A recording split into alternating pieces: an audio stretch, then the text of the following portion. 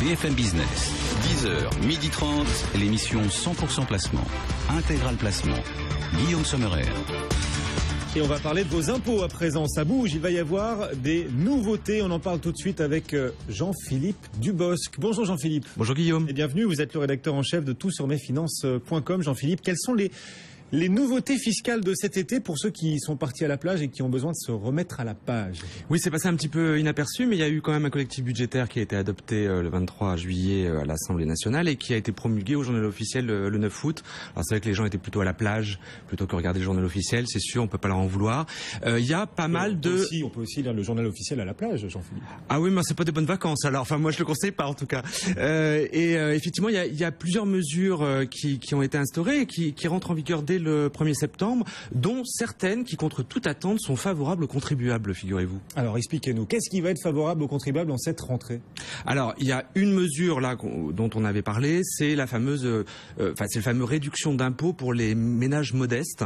Alors, comme toujours, c'est un petit peu compliqué puisque c'est une mesure qui dépend de votre, à la fois de votre revenu fiscal de référence et du nombre de parts fiscales. Vous savez que vous avez des parts fiscales supplémentaires pour des enfants et pour des personnes à charge. Donc cette réduction s'élève au maximum à 350 € pour une personne seule, c'est-à-dire pour un célibataire, pour un veuf ou pour un divorcé, et à 700 € pour un couple marié ou pacsé qui sont soumis à déclaration commune.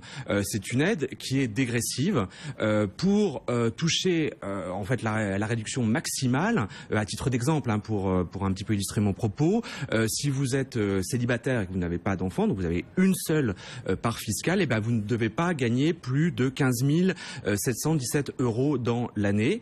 En revanche, si vous êtes un couple avec avec 5 enfants, donc ça fait 4 parts fiscales puisque les 2 premiers enfants c'est que c'est que des demi-parts, et bien là vous ne devez pas déclarer plus de 55 007 € dans l'année.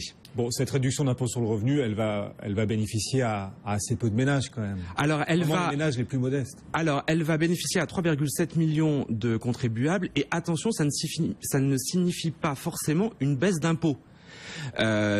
D'abord parce que ce qu'on leur souhaite, il y a des contribuables qui ont vu dans l'année leurs revenus augmenter, et puis ensuite parce qu'en revanche dans le budget 2014, vous vous souvenez qu'il y a eu des mesures là pour le coup pas du tout favorables qui ont été mises en place, et c'est justement parce que on allait avoir une augmentation des impôts qui est quand même effective, mais pour éviter qu'elle soit trop importante et qu'elle touche trop les foyers modestes, pour éviter un nouveau ras-le-bol fiscal de la rentrée, que a été mis en place cette mesure. Donc pour répondre à votre question, effectivement, il y a 90% des foyers français qui ne sont pas concernés par cette mesure, et dans les 10% restants, en fait, il n'y en a que 4% qui vont voir leur impôt sur le revenu baisser. Voilà, et c'était utile de le préciser. Bon, premier changement à venir en tout cas pour cette rentrée. Un autre changement positif, une fiscalité qui devrait s'alléger pour qui ? Alors pour les plus de 60 ans, pour les personnes, pour les retraités, en fait c'est pareil, c'est pour contrebalancer des mesures qui ont été adoptées dans le budget 2014, qui pour le coup n'étaient pas bien pour les retraités. Alors je pense à 2 mesures particulières. C'était la fiscalisation des pensions de retraite pour les retraités qui avaient élevé au moins 3 enfants, donc qui touchent une majoration de pension qui représente quand même 10% de pension. Jusqu'à présent, elle est exonérée d'impôt.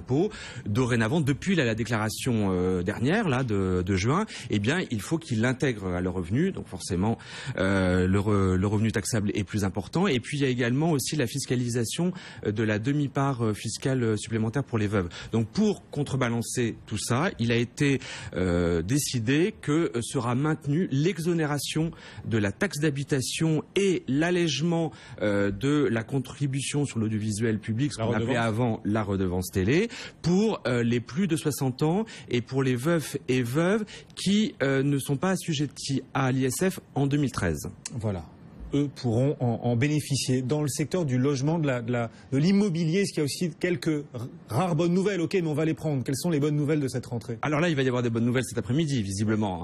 Visiblement, il va y avoir un paquet d'annonces. Un paquet d'annonces. Mais Manuel Valls doit remodeler la loi Allure de Cécile Duflot. Voilà, et puis dispositif effectivement des fiscalisations du flot, et puis des normes de construction. Enfin bon, bref, ça c'est autre chose. En tout cas, il y a une mesure qui rentre en vigueur dès le 1er septembre. C'est effectivement le maintien de l'abattement exceptionnel de 25% sur les plus-values immobilières en cas d'opération de démolition-construction. Donc c'est quand même des opérations minimes. Donc effectivement, cet abattement devait prendre fin là, et en fait il est repoussé, enfin il est prolongé.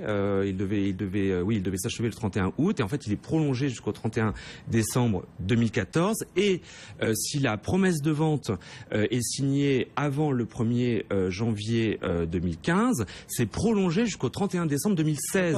Oui. Quand même. Pas mal. C'est pas mal. C'est pas mal. Les bonnes nouvelles. Les mauvaises nouvelles de cette rentrée.